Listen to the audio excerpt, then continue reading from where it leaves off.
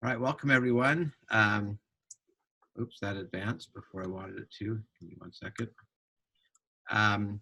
Today, this week's lesson is about the law of light and the art of inquiry. And the idea behind this is that the answers to your questions, the things that you are dealing with or concerns that you might have, the answers are there. And the goal, the opportunity is to be able to go out and find and get the answers to the questions that you have. The answers are there. And today we're going to talk a little bit about networking and mentoring. Your assignment this week has kind of two parts to it. And so you'll notice that your personal creed document is actually worth 50 points, even though it's still one document.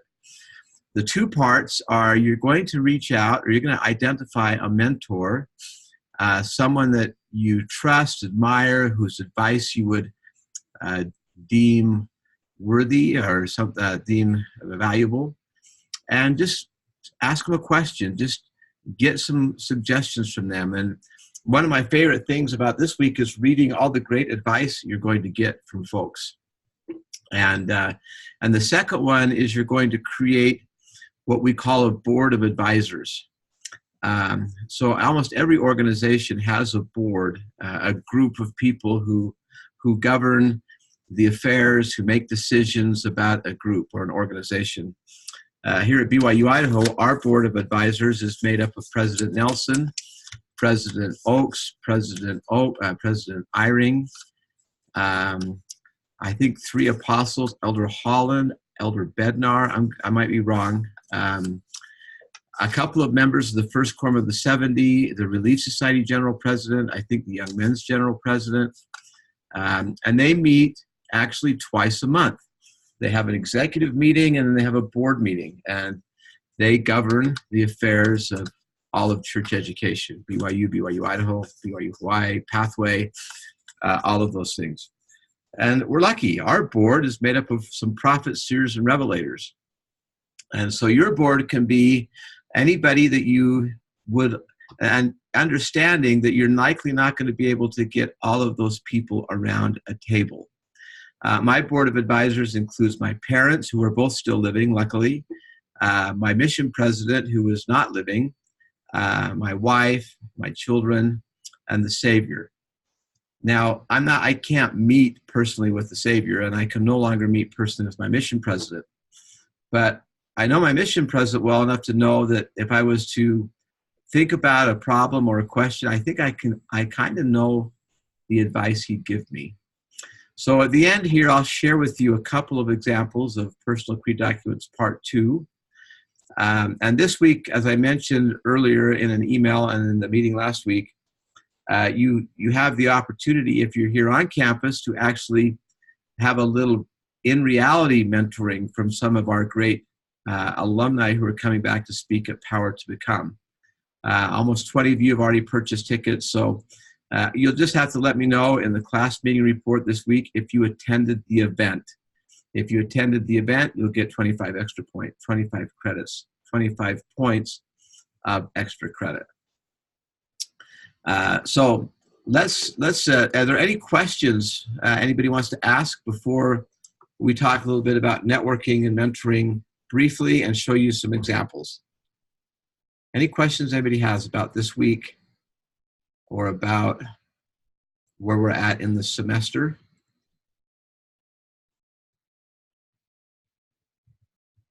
I will give everybody credit at this point. There are 2 or 3 students only missing assignments. Right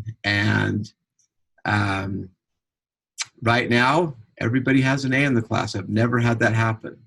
So Emily's asking a really good question. What if our mentor hasn't gotten back to us, but the discussion board is due tonight? Just do your best guess on that, because you'll likely know what your mentor's advice would be. So make an exact, kind of an approximation. And Rachel's asking, what exactly are we supposed to be doing with the people on the Connect website? That's a pretty simple assignment. That's a new tool the university has. You don't really have to do anything other than to just find an alumni contact and request a connection. You don't have to report back that you actually had a meeting or talk, even though that might be a really good thing. So the assignment is to create a BYUI Connect account, reach out to somebody, and join a group. It's that simple. So, and Emily's asking, our mentor can be anybody. That is correct. It can be anybody that you have, and we all are going to have multiple mentors in our lives. So the mentor can be anybody of your choosing. Any other questions? All right. Now, I'm not going to make this a super long meeting because what I'm going to share with you in the next few minutes is just a story about networking. Now, this week's lesson is about mentoring. And networking and mentoring are not exactly the same, but in some ways they are very complementary to each other. Because, in my job here at BYU Idaho, I manage the Career Center, and we are always talking about this definition of mentoring. It is our networking. But if you do networking this way, you will end up with mentors in your lives. So this is our definition of networking. We say that networking is about finding the right people and asking them the right questions. Now, that is going to result in the following three things happening. One, you will have more confidence or get advice about what your career path should be. You will then build relationships that will open doors of opportunity. And so this is exactly this week's lesson. The law of light is finding the right people. The art of inquiry is asking them the right questions. And so the way this works is you're going to have more luck finding mentors if they have these three things in common. The first one is someone who has some linkage. We call this LIA, linkage, interest, and ability. If you have somebody that you reach out to and you have something in common, they might be members of the church, they may have gone to school here, they may have an interest that you're sharing, a professional interest, a major. The second thing is determining, do they have any interest in helping you, and do they have the ability, the capacity to give you advice, to hire you maybe someday, to give you a reference. Those things are all really, really helpful. And we've used this quote already because one of the values of finding these right people is getting them to give you the advice necessary to help you at some point land a job that you love. And Steve Jobs said, again, the only way to do great work is to love what you do. This goes back to the want to discussion we had earlier. But this is the point that I want to make with you. Only 13% of Americans, these are people who've gone to school and they're now working and they're in their jobs. Only 13% of Americans actually love your jobs. They don't, some hate them, some just are that way. Now, the reason this is important is these numbers, some of you are going to face, and some of you are going to face them sooner than later. And as I look at this class, I don't know what you guys are majoring in. I don't know how far along you are in school. Some might be close to graduating.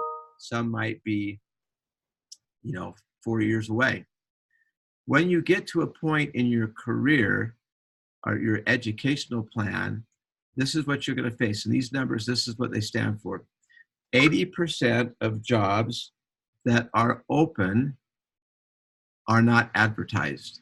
So if I was hiring a position, I may not put it out online. It may not end up on Indeed, on Monster, on ldsjobs.org, on LinkedIn. Does anybody, someone can share, open up their mic or share this. Why would an employer have an opening and not advertise it? And it actually happens the majority of the time. Why do employers do that? Any ideas? Love to hear from somebody, or you can type it in the chat. We've got a good group tonight. Okay, it goes back to networking. Thank you, Dylan, for that. People are networking. People are making contacts. Anybody else? Okay, Brianna says they want people who know of people and know personally they will be a good fit. Okay, excellent. Now, when they do post a job, and now the second number is 250, that wouldn't be for a job at your local small accounting firm, right? That would be a job at like a big nationwide firm like Microsoft or PwC or Boeing. The average number of applicants is 250. 50% of the applicants are not applications, are not going to be seen by anybody. They just scan them in and they reject half of them. 13% of the applications are going to be seen by the hiring manager, and in the end, they're going to interview 3. So what you're dealing with is your resume and a stack of a couple hundred, and this reality. Oops. Friends hire friends. And going back to Brianna's statement, friends hire friends, or somebody that a friend has recommended. They can get a reference from them. Whitney made this comment that people, that one of the reasons maybe is that they share through word of mouth, and you'll find out about a job if they will work well. So that's the reality.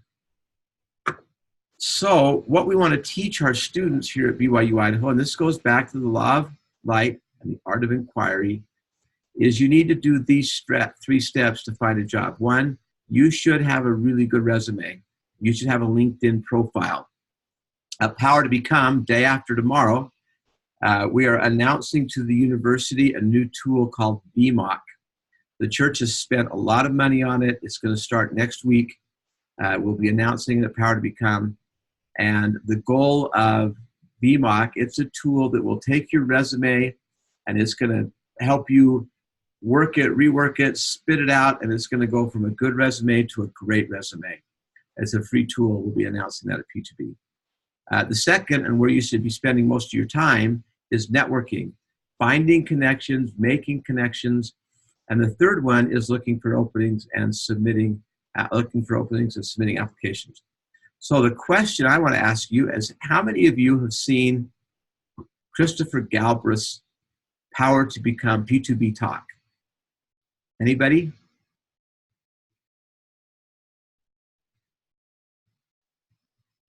I'll be surprised if no one has, but if not, I'm going to tell you his story. This is the story we'll tell, and then we're going to wrap it up a little bit and show you some examples. Christopher, I knew Christopher when he was about 14 years old. I was his priesthood advisor in Sugar City, Idaho. He went on his mission, he came home, went to BYU, Idaho, and he decided he wants to work on Wall Street. Now, this is a question, and I'd love to have someone chime in on this one.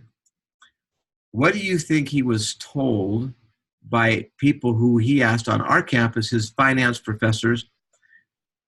How do I get to Wall Street? Or what is the challenge of getting to Wall Street? Well, the answer that he got back from everybody was, Rex, it's not going to happen. Wall Street does not recruit here. They don't come to our career fair. They typically only hire from Ivy League schools. Well, he asked all his professors, and he ended up getting one name of an LDS professional out in New York City on Wall Street.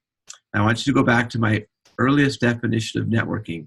Is finding the right people and asking them the right questions. So Chris said, all right, I'm getting on an airplane, and I'm going to fly out to New York City, and I'm going to find that right person, and I'm going to ask them the right questions.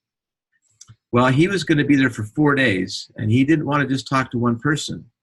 So his goal was to talk to as many as he could. So let me ask this question. You guys are all being shy today, but that's okay. If you were in Christopher's shoes and you were flying out to New York City, how would you turn that one person, or how would you make it so you're talking to, let's pick a number, 25 people instead of 1? Any ideas? What do you think? What would be your advice to Christopher, or what do you think Christopher did? Caitlin, you nailed it. You go to church. So Christopher lands in New York City on Saturday. He goes to church on Sunday, and he corners the missionaries, and he says to the missionaries, elders, would you point out to me everybody that walks into this church that works on Wall Street? He did that for 2 blocks of meetings. And then for the next 3 days, Monday through Wednesday, he was racing all over Lower Manhattan, talking to LDS professionals working on Wall Street. On that trip, he ended up getting an invitation to interview for one job at Morgan Stanley. And he interviewed for it, and he did okay, but he didn't get a job offer. He comes back to Rexburg. He comes into my office and says, Steve, he calls me Steve, let me tell you about my trip. I said, how'd it go? He said, it went pretty well. I made some good connections, but no formal internship or job leads. 4 months later, he returns to New York City a second time, and on trip 2, he meets some of the same people again. He does the same process, gets some more names, meets with some new people, and on trip 2, he ends up with 3 job interviews, JP Morgan, Goldman Sachs, and Credit Suisse. But this time, he gets 3 job offers. And so he's able to land a job at all 3, but he picked Credit Suisse, and he went back to work for Credit Suisse. Well, Christopher gave this talk at Power to Become on October 11th, 2014. And in the audience was Breyer Carlyle. Breyer came racing into my office on Monday, and he comes in and he says, Brother Davis, I want to do what Christopher did at Nike headquarters, Beaverton, Oregon. Well, for Christopher, he used the church network. For Breyer, and we could spend the next hour talking about LinkedIn. I'm a LinkedIn trainer, but we're not going to. I'll let you explore LinkedIn on your own. But for Breyer, we got on LinkedIn, and we found 4 BYU Idaho alumni working at Nike headquarters. We didn't feel like that was enough, so we went to BYU Provo on LinkedIn and found 7 more. Breyer connected with those 11 people. He flew out to Oregon, to Beaverton, and he met with them, just like Christopher did. In fact, Christopher volunteered to mentor Breyer on his trip to Portland. Breyer came home with a job offer from Nike headquarters, and he's now working at Nike headquarters in Beaverton.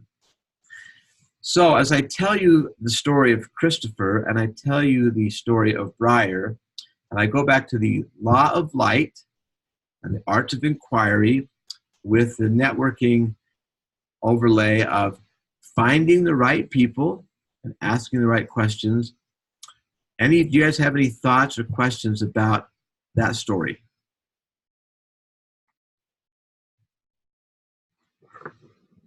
Anybody have any ideas? Think it's cool? Would make you nervous? Anybody? Brother Davis? Yes. What advice could you give to someone who maybe has a little bit of like, I don't know, not saying it's me, but like someone who has like social anxiety or someone who isn't comfortable with talking to people like they don't know? Yeah. Yeah, so that's a really, really good question. And a couple of people have said maybe they're not that outgoing, right? And Whitney knows Breyer, so that's cool. Breyer's a good friend. He's really sharp. So back to your question, you have to be okay with failing, and you have to be okay with the fact that not all interactions are going to be well. And you also, and I'm going to show you the steps here in a minute, you have to just understand most people are going to be really great and okay with talking with you. And it's just kind of like, think of interviewing or talking to a neighbor or a friend. Christopher will tell you that, I'm just going to throw out a number of let's say that on the first trip, of the 30 people that he interviewed the first trip, he probably only made a really good connection with maybe 1/3 of them, maybe 10. The other 20 were just kind of doing it as a courtesy, and he probably walked out of that office thinking, oh man, that didn't go that great. He wasn't that interested. And he'd have a moment of wasting his time. And then he goes to the next one and it might be a little bit better. So does that answer your question? Yes, thank you. Okay. And this is the process. And I'm going to answer Dylan's question. What can you do to make a lasting impression? This is the process. Now, I've given this presentation in person on this campus probably over the last 5 years, 6 years. I've probably given it 900 times. And I've been giving it enough that people will come back to me and say, I tried it and it worked. But I also have people come back to me and they'll say, I tried it and it didn't work. Well, the key to having it work is a very simple process. And to do that, Christopher Galbraith actually has spoken at Power to Become 2 times. The first one is 2014, the second was 2018. In 2018, I had lunch with him and I said, Christopher, I want to make sure I'm telling your story right. And he says, not only are you telling your story right, my story right, you have one of the names right.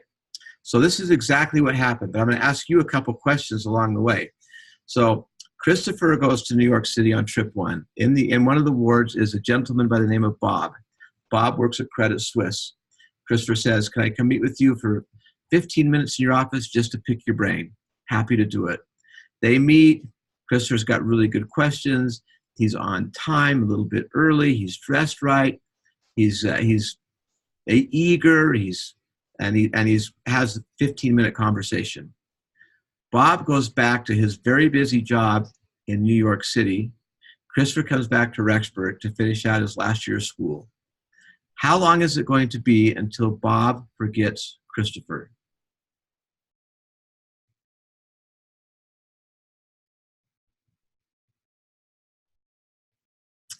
You are all thinking. Quickly, thank you, Dylan. Yes. So next question.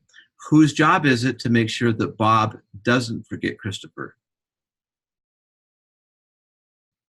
Thank you, Whitney. It's Christopher's, right? And so this is exactly how it happened. Bob says to Christopher, you should meet Jim down the hall or across the street or at another company. What Christopher does is he goes and he sets an appointment with Jim and he meets with Jim. After he meets with Jim, he returns and reports to Bob. Bob says to Christopher, I recommend you read this book or look up this article or join this group. Or say hi to my old missionary companions, how the church network works. Say hi to my old friend, my cousin back in Rexburg. Everything that Bob suggested, reading a book, joining a group, connecting with somebody, Christopher does. And then he returns and reports, Bob, I finished the book. I've got couple more questions for you.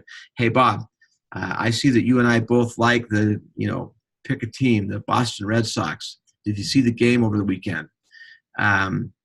So when Christopher returns to New York City 4 months later, he and Bob have been corresponding for the last 4 months, very naturally.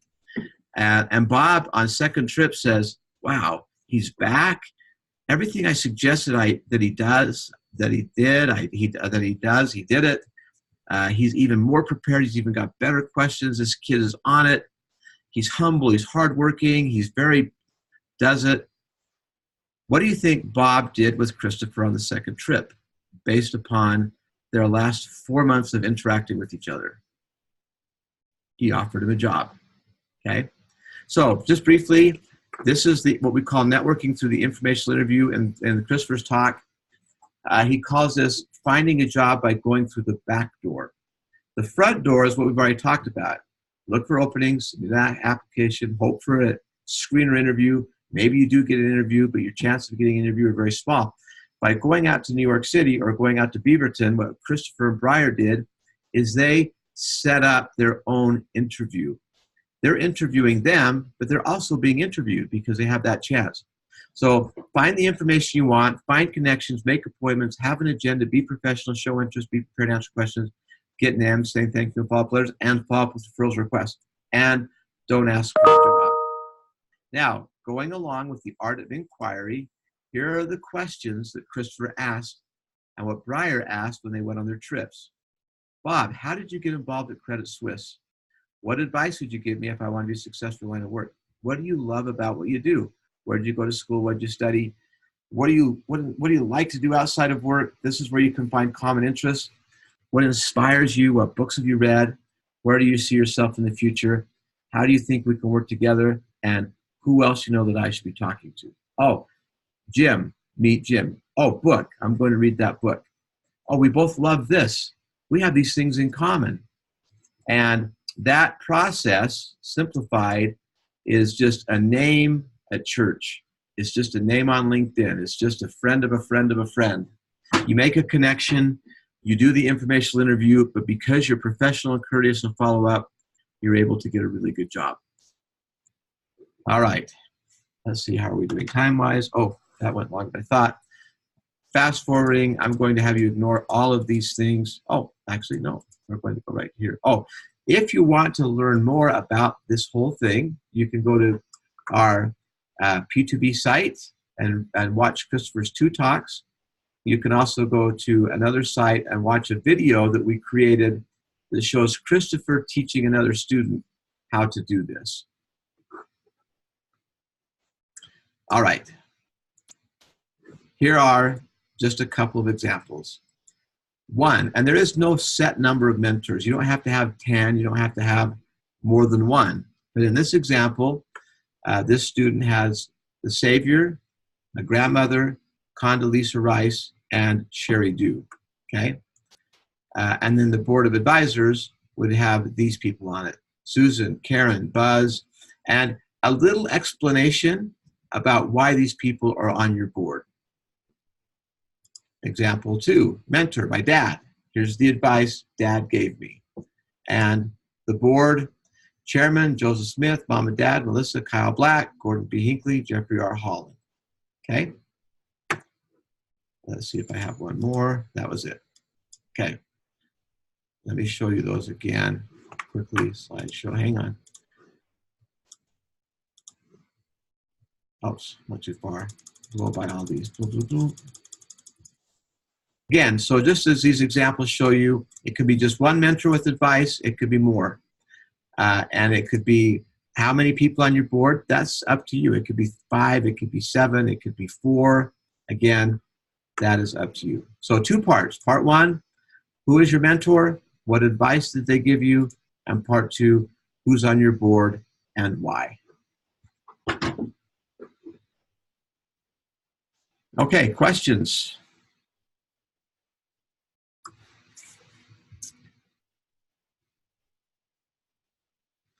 All right, well, I hope to see some of you at Power to Become on Friday. If you're not in Rexburg and can't go, I'll give people an opportunity to earn a little extra credit, because within just a couple days after the conference, we'll put the talks up online and you can watch some of the talks and report back to that. I'm really excited about Power to Become this time because we have great speakers coming. We have really great entertainment, Vocal Point, Lost Tribe Dance Company. We give away a lot of prizes. The dinner is going to be adequate. I'm not going to give you false hopes for dinner, but we can't feed 2,500 people a gourmet dinner, but we give them an okay dinner. So, all right. Well, thank you all. And I'll stay online if anybody wants to ask any questions. If not, we'll see you, some of you in a couple of days and others next week. Thank you, guys.